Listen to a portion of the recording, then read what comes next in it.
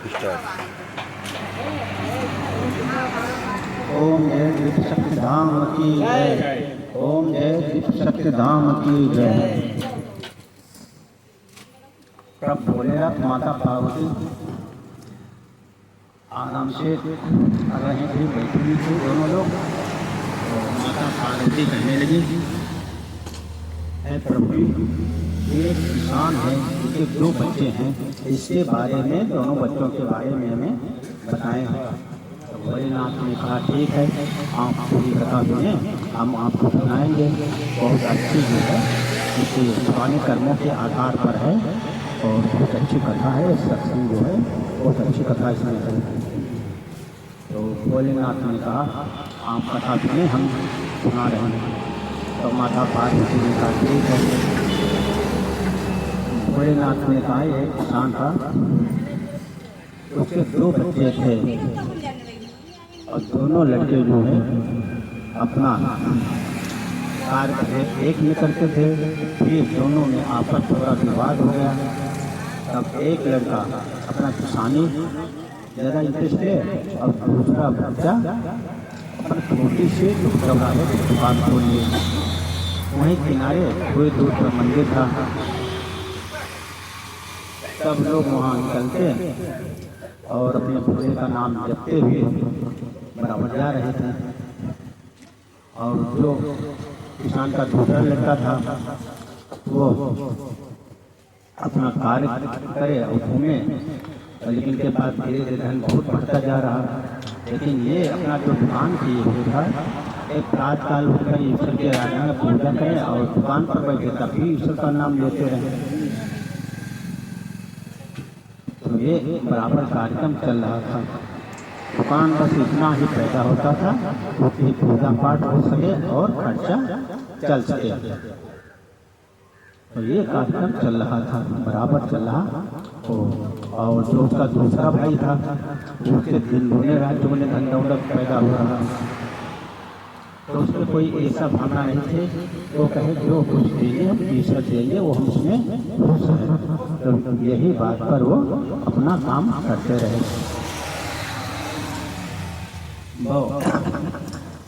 जब उसकी दुकान पर से कुछ समय बाद जब सामान आया तो उसमें कांवरियाँ निकलने लगे।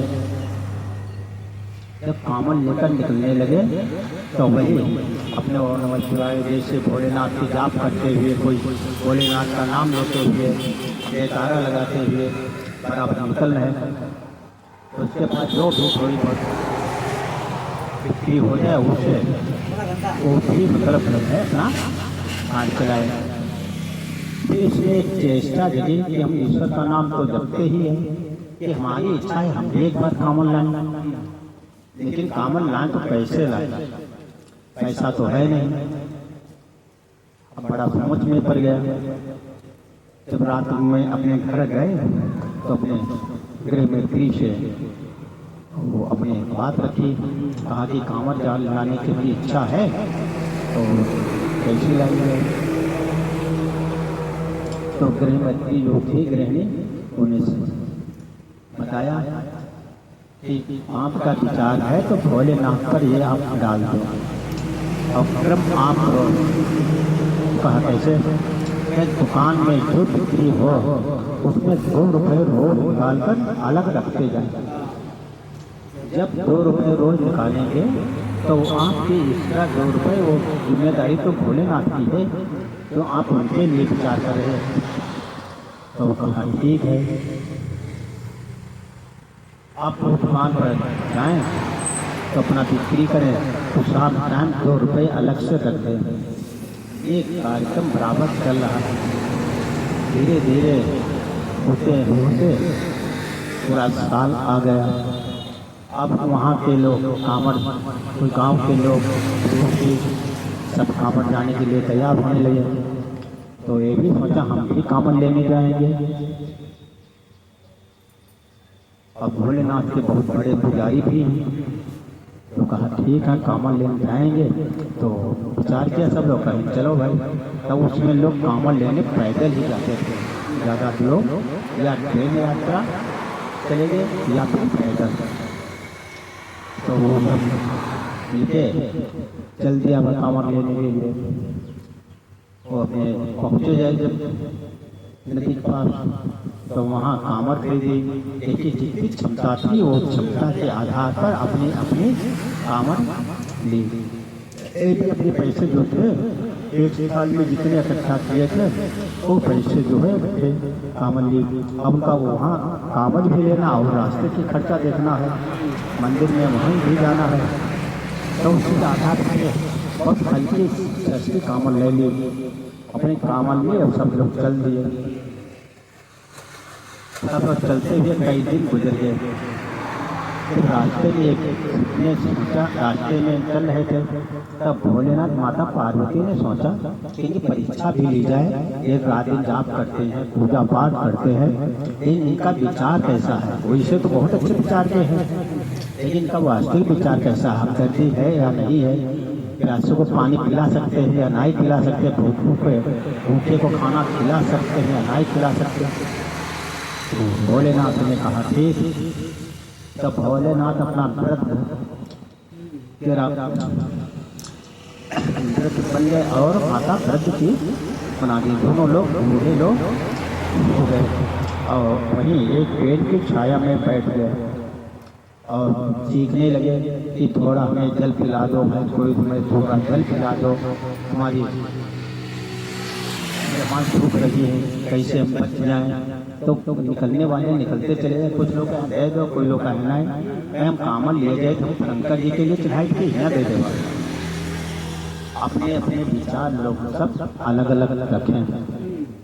अब एक ही आ रहे पीछे से, अब वहाँ शंकर जी अपने वही बात कर रहे हैं, थोड़ा सा जल पिला दो, हमारी सांस निकल रही है, नहीं तो मृत्यु हो जाएगी या परेशान हो जाएंगे, आप लोग दे दो, जल दे दो। अब कांवर वाले कह रहे हम कांवर शंकर जी के लिए चढ़ाने लिए जा रहे हैं, यहाँ कैसे लेने। तो इसने जब ये देखा कि यहाँ कांवर सब निकल रहे हैं लेकिन उनको जल पिलाने के लिए कोई तैयार नहीं है, फिर वो वहाँ देखा शंकर जी ज़्यादा परेशान हो रहे हैं, बूढ़े शरीर में और पार्वती दोनों लोग बैठे हैं और ज़्यादा परेशान हो रहे हैं। तो सोचा थोड़ा जल पिला दें और थोड़ी बचेगी वो आप तो चढ़ा लेंगे। कांवर जो कांवर थी तो उस विचार से वो वहाँ रुक गए। तो भोलेनाथ के पास पहुँचे, कहा प्रभु जी लो भाई जल पी लो, आप कांवर है ये जल पी लो। तो भोलेनाथ ने पी लिया और दूसरे में से माता पार्वती कांवर उसको पी ली। आप दोनों लोग कांवर पी ली। आप वो सोचने लगे अब कांवर है नहीं, वापस पलट जाए या घर जाए।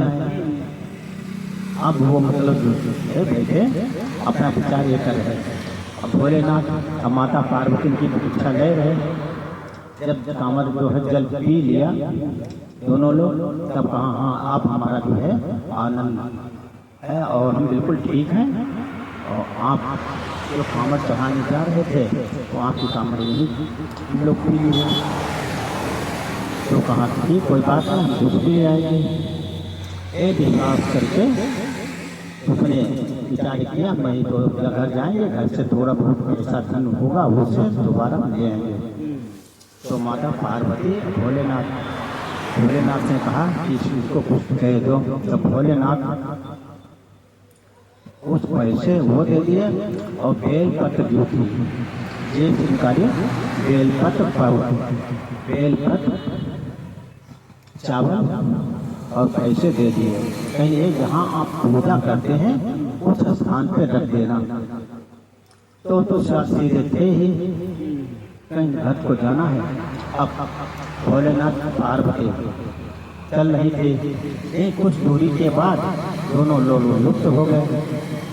अब ये सोच में पड़ गए, इनके साथ और लोग भी कौन रहे भाई, ये लोग अभी जाहिर है थोड़ी दूर बाद लुप्त हो गए। अब नाना प्रकार के विचार आने लगे, कुछ भोलेनाथ हो प्रकार के नाना प्रकार के विचार आने लगे कि ये तो अपने घर चले गए। अब वो लोग अपनी कामन लेके अपने भोलेनाथ के वहाँ मंदिर पर चढ़ाने गए। जब शाम को पहुँचे तो घर में कहा कि हम जल्दी आ गए, तो अपनी पूरी बात बताएं कि हम लोग आ रहे थे, वहाँ एक बुजुर्ग महिला और एक बुजुर्ग आदमी बैठे हुए तो परेशान थे और जल के बिना वो तड़प रहे थे, तो हमने वो कांवड़ जो थे दोनों लोगों को दिला दी। तो कहें ठीक, आपका विचार अच्छा है कि आंसू को हम अपने जल पिया है जिससे उनकी जिंदगी बच गई, और उनके विचार एक अच्छे और पत्नी के उनसे भी अच्छे विचार। उसके बाद कहने लगे वो जो बुजुर्ग है उन्होंने हमें एक चावल, कुछ पैसे और ये बेलपात्र दिए हैं, बेलपात्र जो है ये सामान दिए हैं और कहा है ये सामान आप पूजा जो स्नान करते हैं पूजा के स्थान पे वहीं रख देना जहाँ आप पूजा करते हैं। तब वो तो साधारण रूप से थे ही, क्रम जो थे वो पूजा करने के बाद उस सामान को स्थापित करते हैं। जब रख दिया तो अपने दोनों लोग अपने आराम करने लगे। जब ये हुआ तब वहीं सफाई करके झाड़ू लगा सफाई करके स्नान करके फिर पूजा करने आए। जब पूजा करने आए तब वहाँ जो सिक्के दिए थे वो सोने के सभी सिक्के बन गए, बेलपात वो भी सोने के बन गए, चावल वो भी सब सोने के बन गए। जब ये सोने के बन गए तो सोचा कि मतलब ये सोने का सिक्का है, उसमें जहाँ कुछ अपना सामान ले आया, कांवड़ ले आए, कांवड़ को जाएंगे। इस विचार से वो सिक्के को बेचा और अपने गृहस्थी का सामान लिया और कांवड़ के लिए विचार किया। फिर जब दूसरे दिन हुआ तब फिर कोई सिक्का वहीं पर उठते मिले। आप वो मतलब ये सोचने दिया कौन था, तो ये तब तो उनके पास ऐसे तो मतलब भर हो गया। फिर कांवड़ 1 महीने सावन में चलती है, फिर मतलब जो है कांवड़ जाने के लिए तैयार हो गए। फिर कांवड़ स्थान पर पहुँचे, भी अच्छी कांवड़ खरीदी, फिर कांवड़ खरीद कर लौट रहे थे। जब आ रहे थे रास्ते में फिर उनको कोई 2 लोग मिले, भोलेनाथ माता पार्वती अपना रूप धारण साधु असाधु के, तो कहने लगे हम प्यास बहुत ज़्यादा लगी है तो प्यास जल पिला दो। तो आपकी उन्होंने 2 कांवड़ के बजाय कुछ जल इकट्ठा से अलग लाए थे। तो कहा ठीक है हमारे पास जल भी है और कांवड़ ग्रुप में है, आप 4 जगह के लाए, आप लोग सब है वो पीले हुआ, बाकी पूजा वहाँ मंदिर में ले जाए जाएंगे। तो कहाँ भोलेनाथ का माता पार्वती अपने पेट में साधु रूप में था, कहा ठीक है।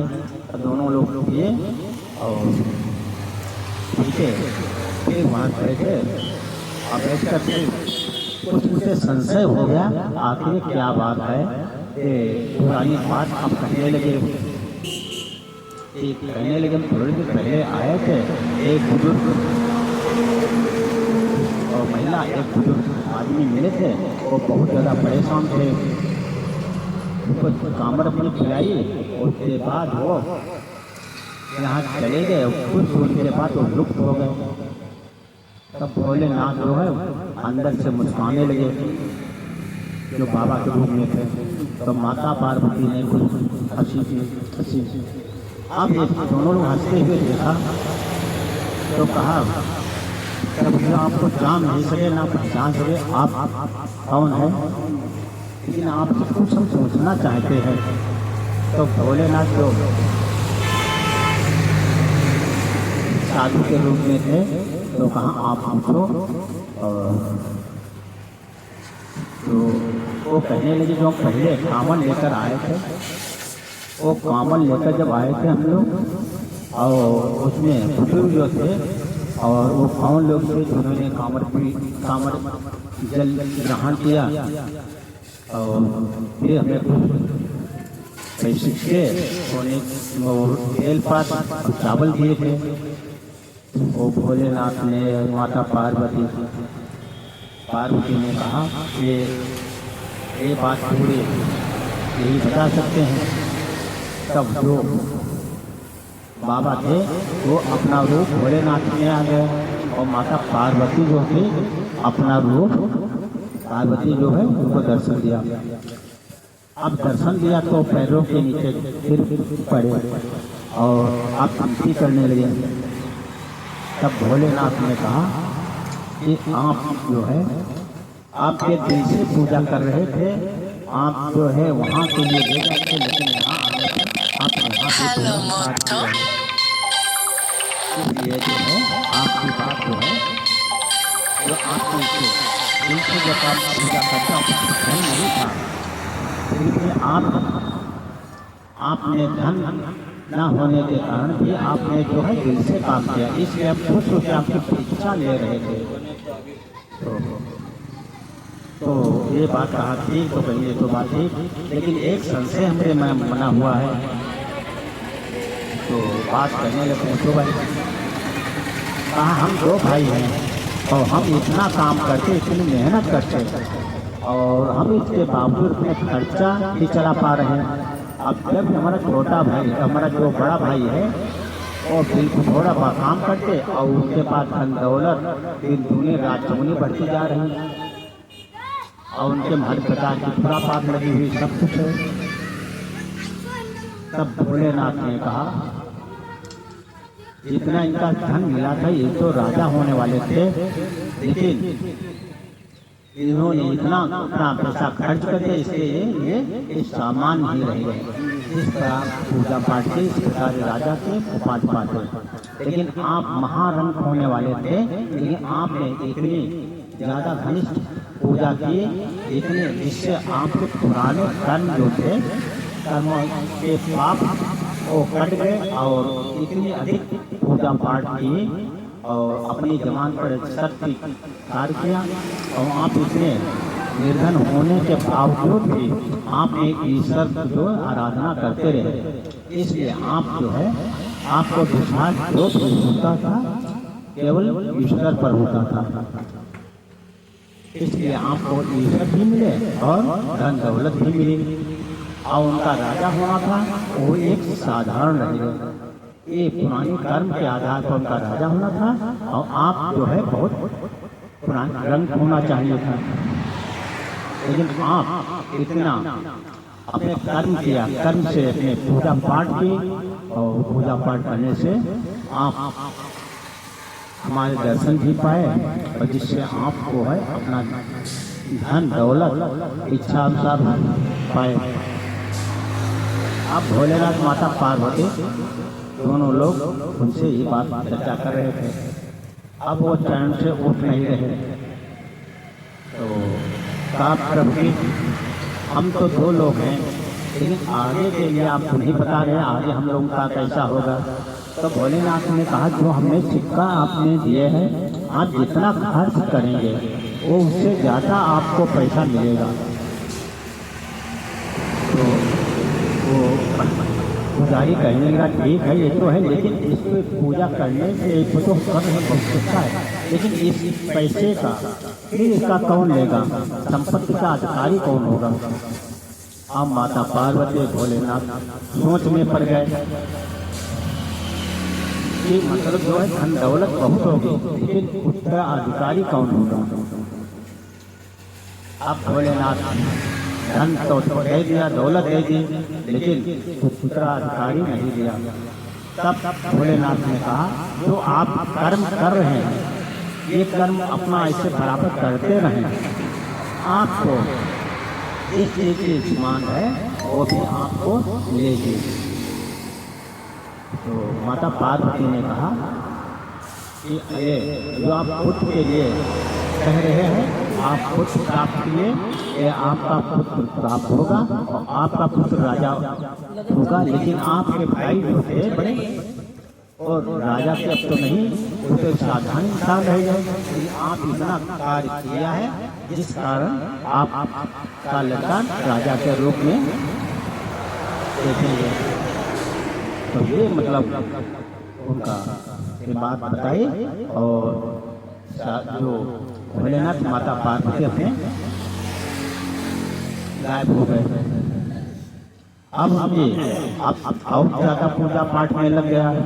जब धन जब दुकान थी वो, अब दुकान जो है वो भी बहुत बड़ी बना ली।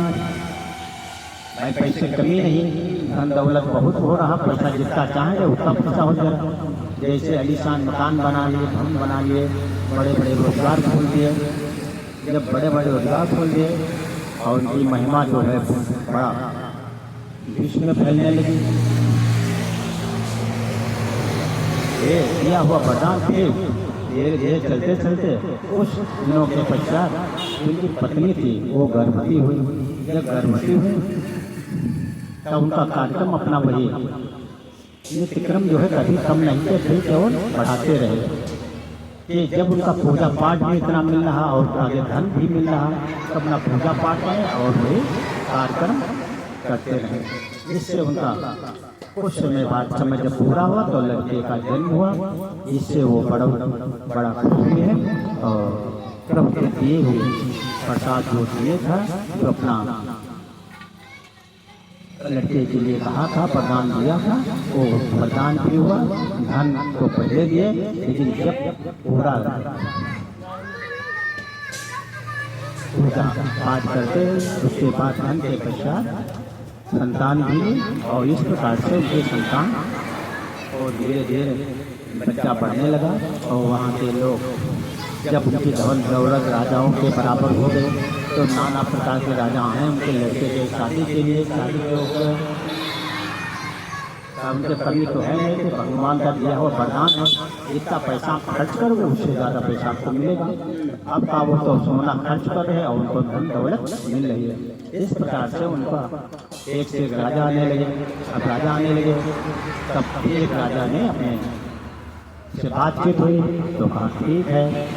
तो जब ऐसा होता वो उसी प्रकार से वो आदमी लड़के को ढूंढता है तो शुद्ध शाकाहारी वो ईश्वरवादी भोलेनाथ थे, तो उसी प्रकार वो लड़की वाले राजा थे। कहा ठीक, दोनों ने मिलकर अपने विधि विधान पूर्व शादी की और फिर वो राजा अपना राज कर रहे थे। उससे कुछ वर्षों के बाद उत्तराधिकारी अधिकारी उस राजकुमार को दे दिया और आप जो अपने आप जो है अब तीर्थ यात्रा करेंगे।